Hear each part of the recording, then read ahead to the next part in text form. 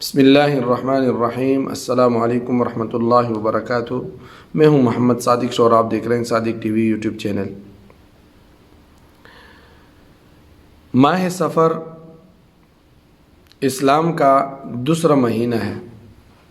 ماہ سفر المظفر اسلامی اعتبار سے سال کا دوسرا مہینہ، کیونکہ محرم الحرام کے مہینے سے اسلامی سال شروع ہوتا ہے اور اس کے ختم ہونے پر سفر کا مہینہ شروع ہو جاتا ہے۔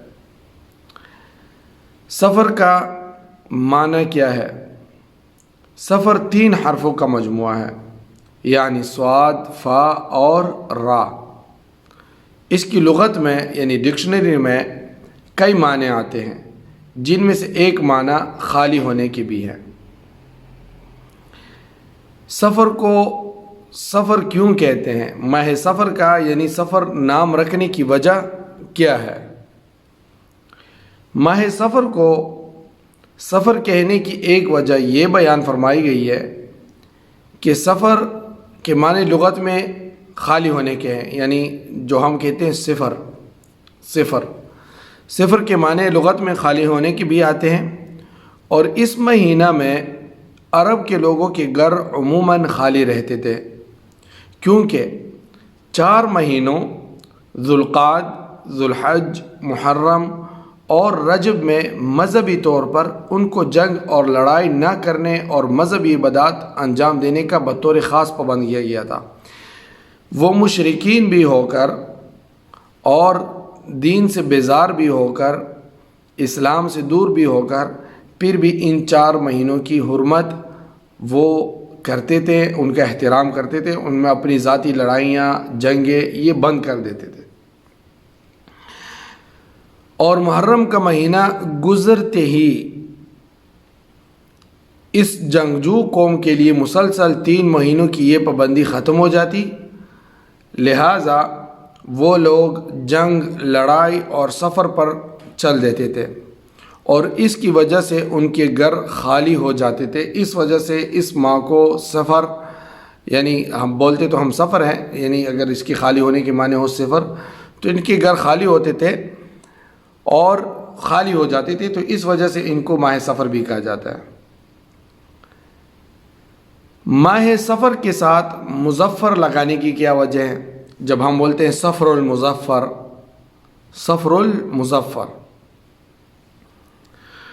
عام طور پر سفر کے ساتھ مظفر یا خیر کا لفظ لگایا جاتا ہے، یعنی کہا جاتا ہے سفر المظفر یا سفر الخیر۔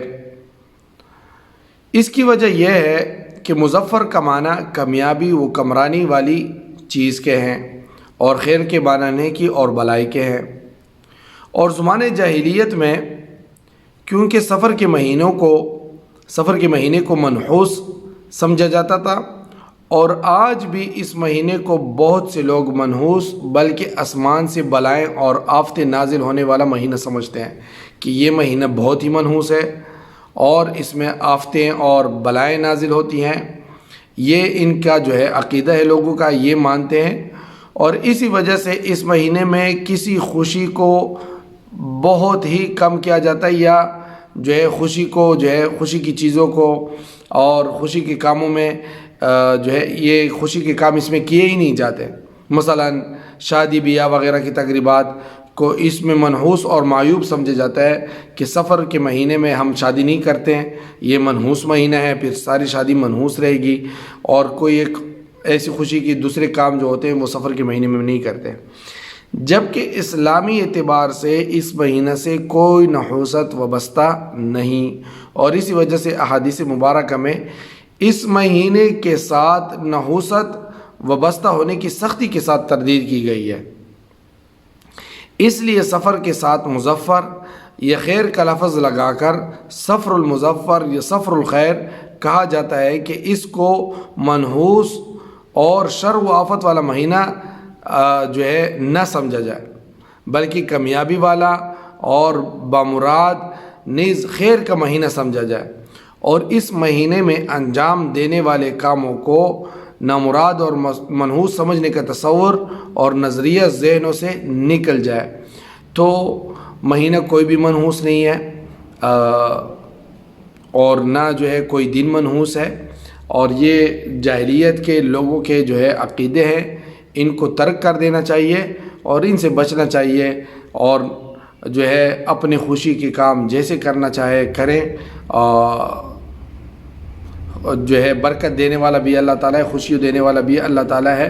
نحوست اگر آتی ہے تو وہ اپنے انسان کے اپنے اعمال سے آتی ہے، کسی دن اور مہینے کی وجہ سے نہیں آتی۔ السلام علیکم ورحمۃ اللہ وبرکاتہ۔ دوستو، صادق ٹی وی کو سبسکرائب کرنا مت بھولیے، ویڈیو کو لائک کریں، شیئر کریں اور کمنٹ سیکشن میں اپنے رائے کا اظہار ضرور کریں۔